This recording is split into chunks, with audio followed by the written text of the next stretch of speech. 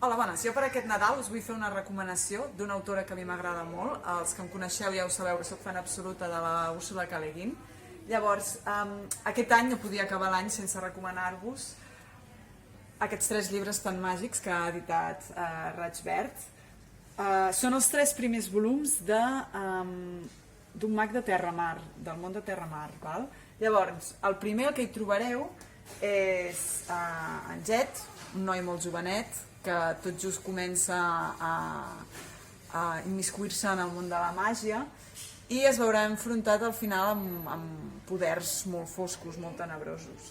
El segon, la protagonista és una noia que viu en un entorn molt fosc i haurà de prendre certes decisions per poder sortir d'aquest món o quedar-s'hi.